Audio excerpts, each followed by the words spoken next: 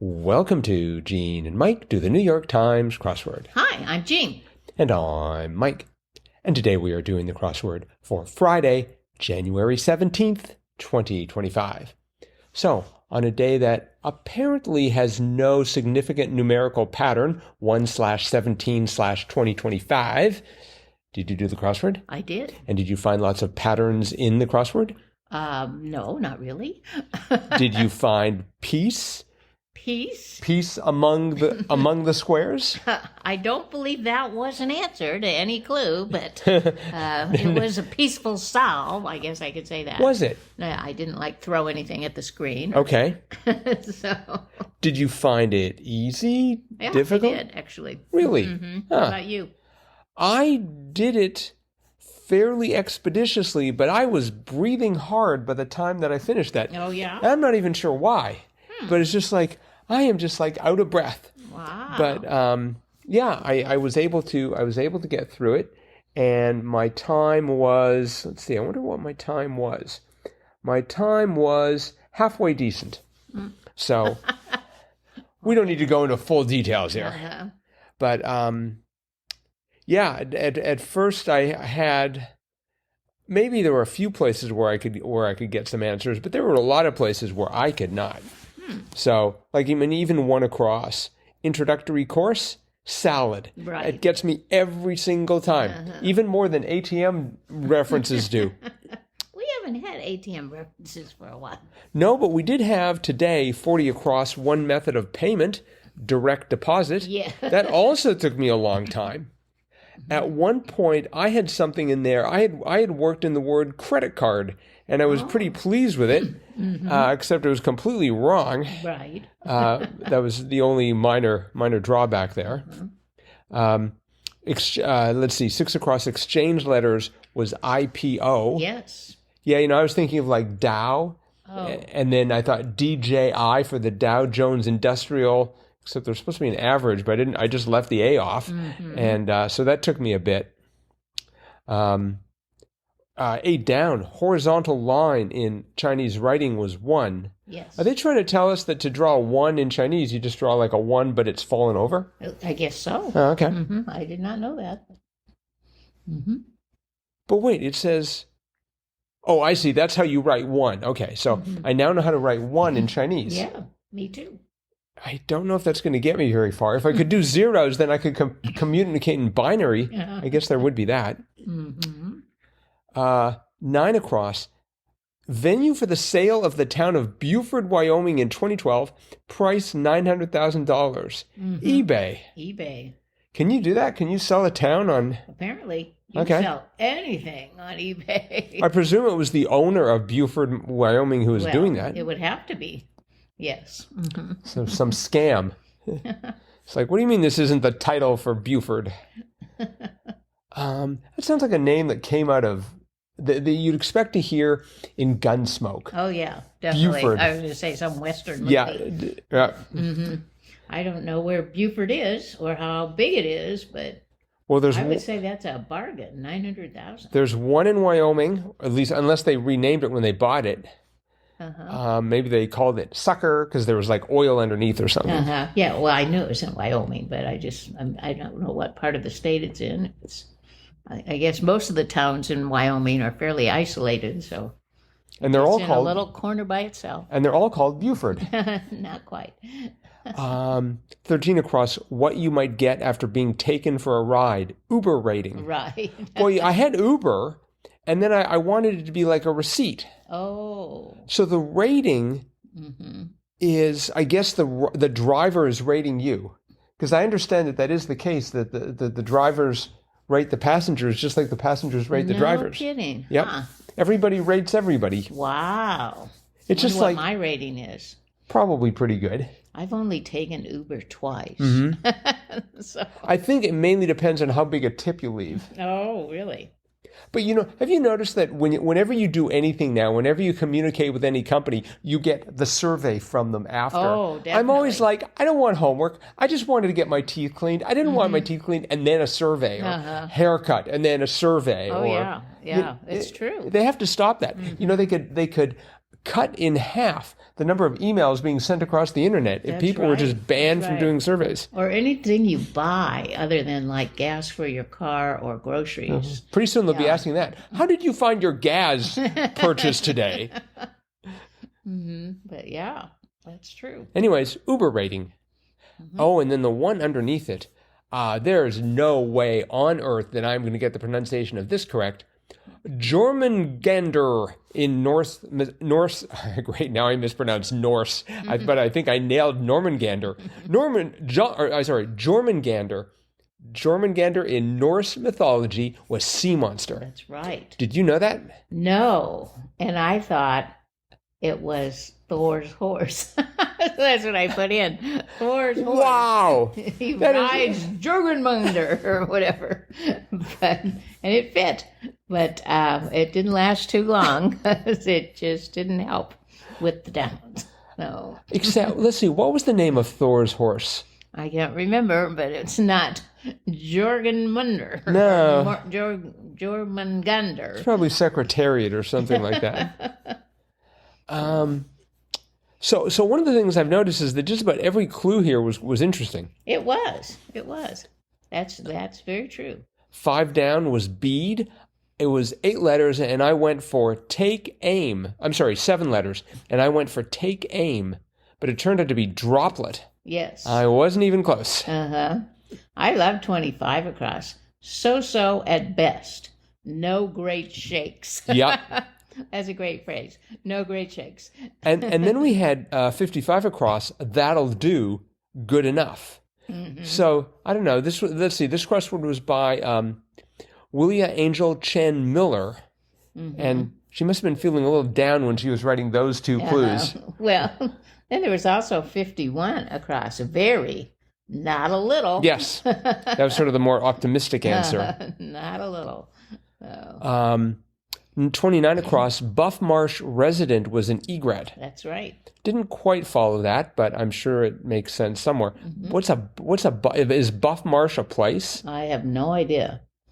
But I know what a marsh is, and I know egrets do live in them. Or like, do egrets go to the gym a lot, and so they're really buff marsh residents? Oh, maybe that's their color. They have a color of buff. Although what color is buff? Like a really, like a tan.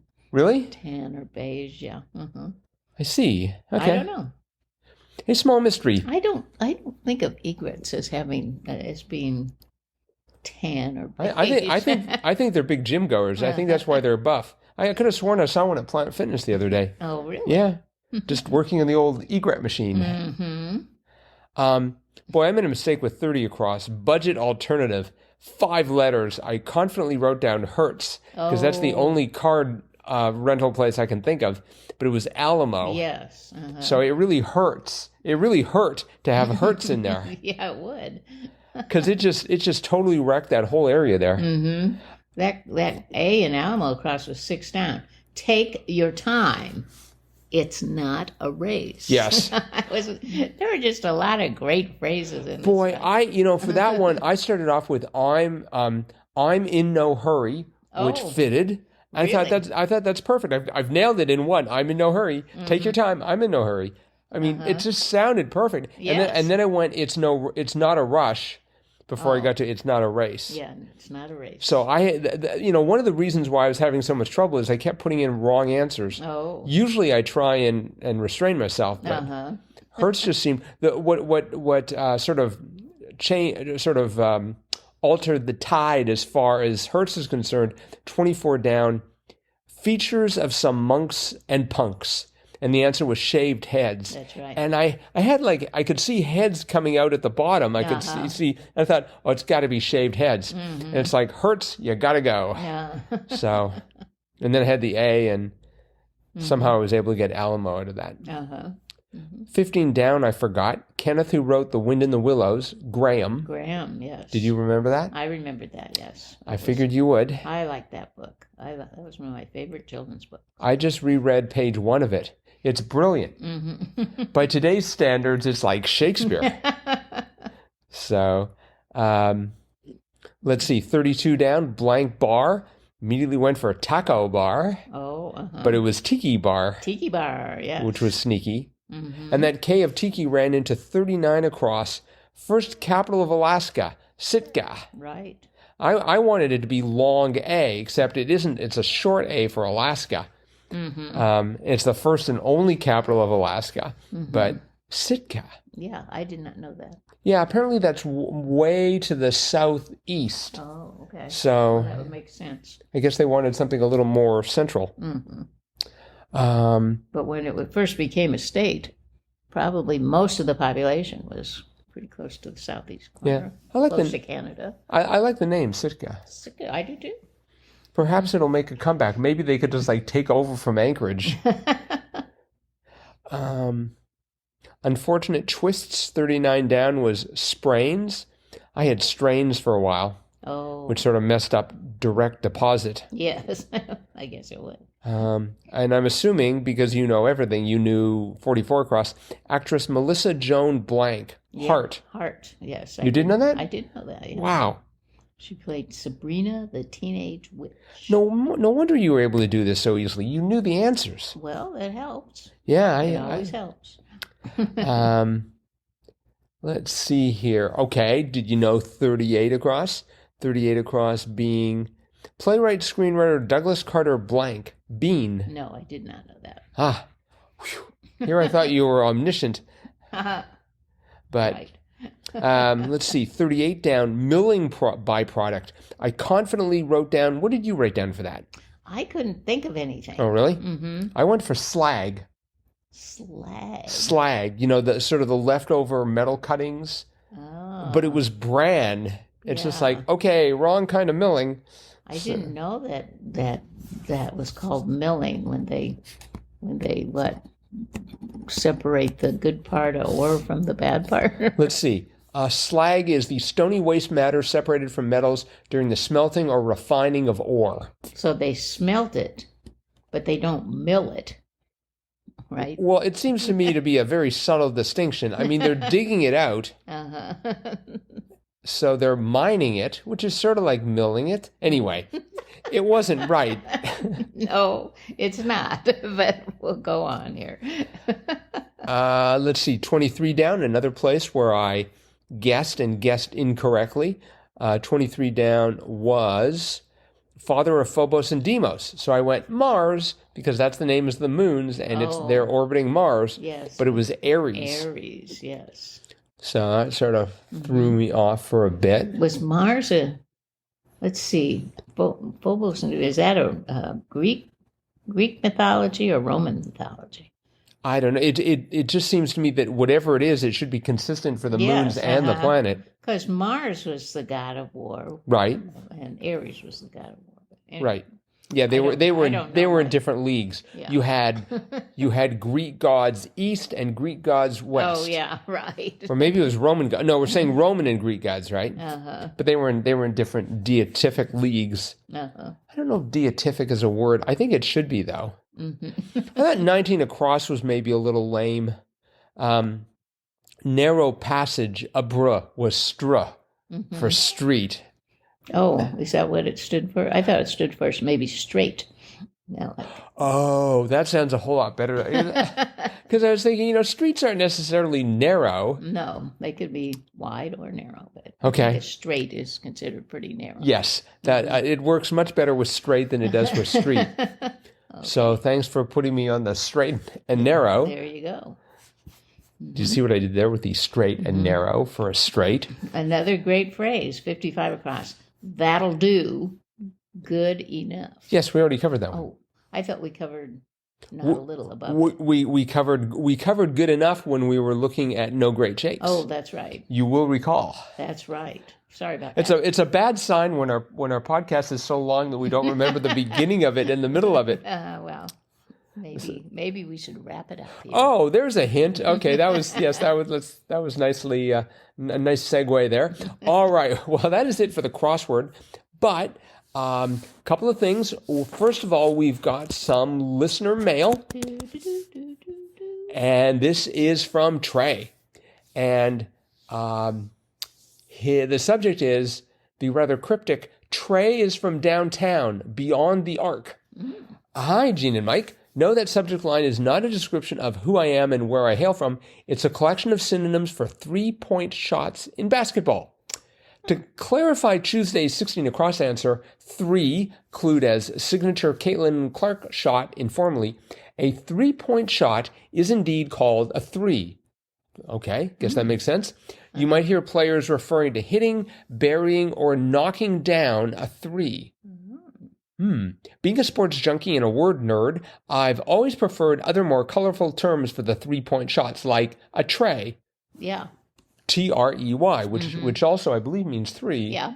I like the 3-point shot phrases like making a shot from downtown, essentially from very far away. Oh, that's good, yes. From the logo, a shot taken from close to the middle of the court where the logo team might be painted on the floor. Right. Nice, where the home team might be painted on the floor, I guess.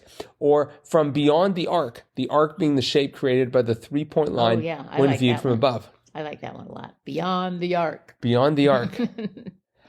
No, I think a shot from downtown. I think for me that resonates the best.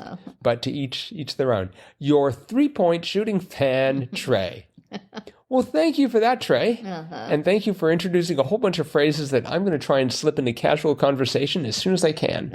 Especially if you know the person you're talking to likes sports. Yes. Then you'll sound intelligent. Right. So, all right. See that one they made from downtown? Yeah. Or upstate. Maybe they could have upstate. That would be even farther. Maybe. Cross country. It was a cross country shot. All right. Well, that's it for the mailbag. But we, and by the way, listeners, it's not a real physical mailbag. No. We don't actually have an address. But actually, we do have, of course, our email address, crosswordpodcast@icloud.com. That's right. In case you want to do what Trey just did and drop us a line. Yep. The last thing is it's Friday, and therefore it's time for Fun Fact Friday. And do you have a fun fact for us for Fun Fact Friday? I do have a fun fact. Oh, good. And it refers to something we saw earlier this week. I believe it was on Wednesday. Hang on just a second. I'm going to find it. Yes. 16 across on Wednesday was Illinois city whose name serves as shorthand for mainstream taste.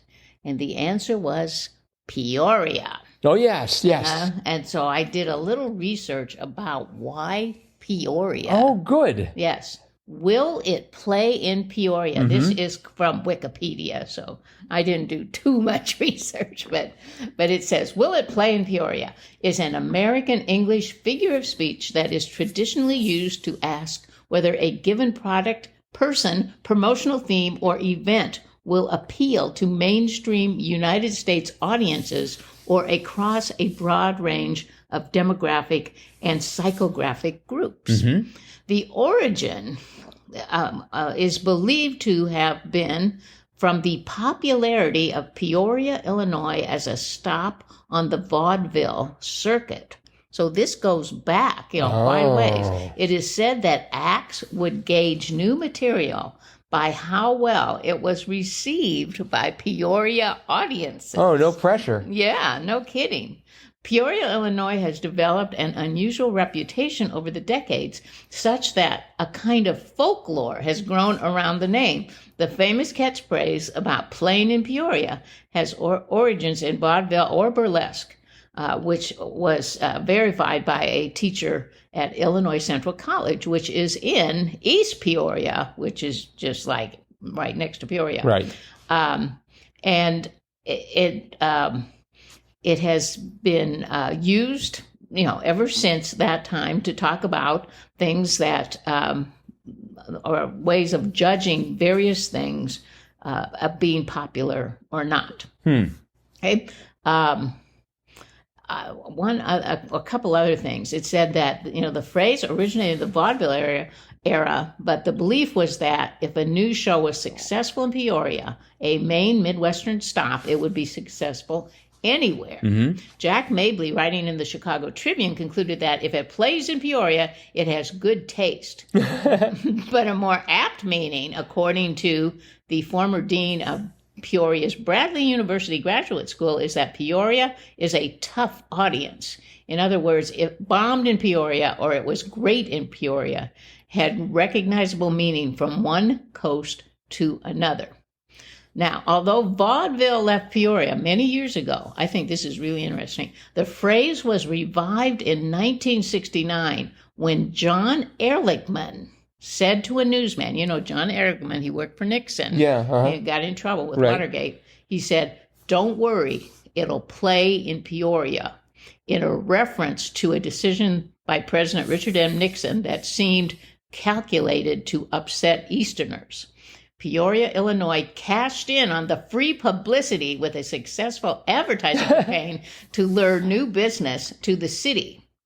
And then director Terry George referred to Peoria when discussing with Don Cheadle how he crafted Hotel Rwanda to appeal to mainstream U.S. audiences. And he stated that he also wished that The Promise, which is another movie, would have that same appeal.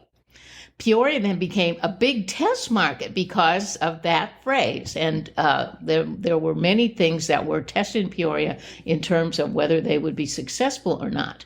It's been one of the country's leading test markets. In the 1980s and 90s, comedians like Sam Kinison and musicians like Bob Dylan, Robert Plant, Metallica, and Phil Collins all perfected and launched concert tours in Peoria, Illinois. Wow. During presidential campaigns, major TV networks would visit Peoria to gauge the response of everyday Americans on national issues.